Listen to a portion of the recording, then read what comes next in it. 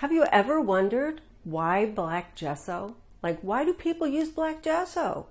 I do it all the time. Stay tuned.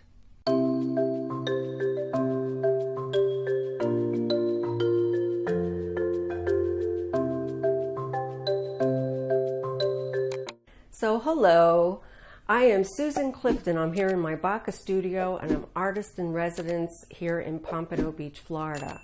So I am working on this flower that is multicolored, as you can see, and it's with black gesso. So why black gesso? Many years ago I decided to try it. I saw an article that mentioned how maybe doing an underpainting of another color would enhance your artwork.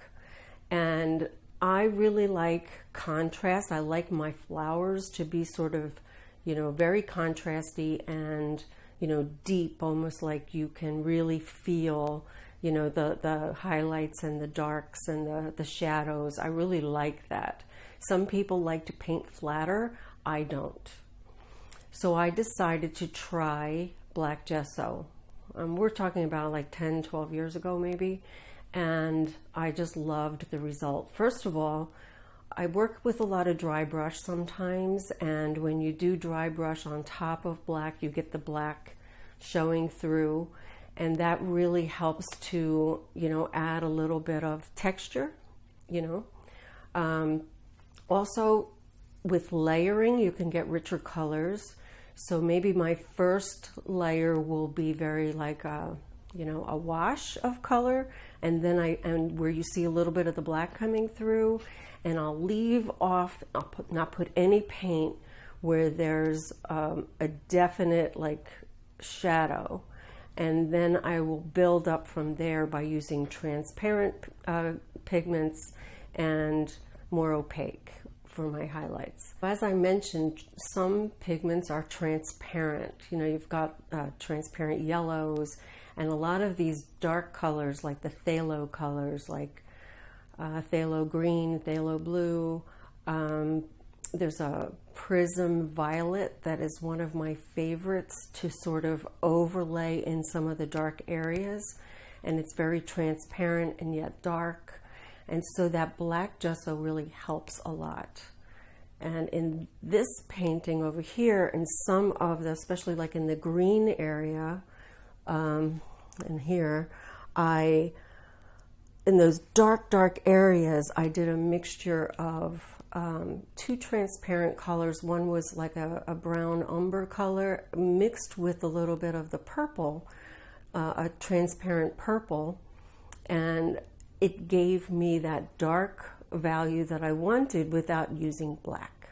But of course my black is in the background, so that really helps. If that was a white background, I would have to probably use a little bit of black mixed in with my paint. I wouldn't have gotten the same effect. So by having the black underneath, it really gives me a rich, shadowy tone as opposed to this flat black looking.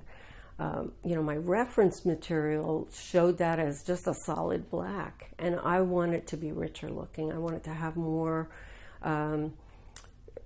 tonal areas, and sometimes within that shadow, I might see a hint of the green or this other color, which is happening. Let me see if I can point that at right here.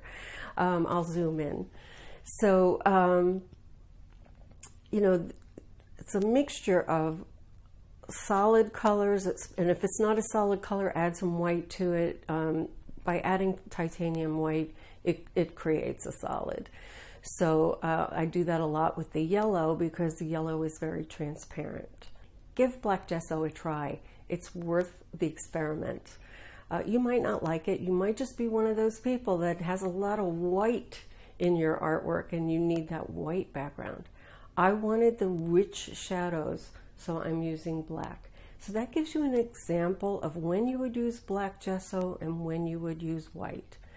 My other artwork, I do white gesso because I want this stark white background. I want the gray hands to have a little white peeking through, but then on the bodies that I do, I have black gesso, and the bodies, the little white in between my fabric, is black peeking through.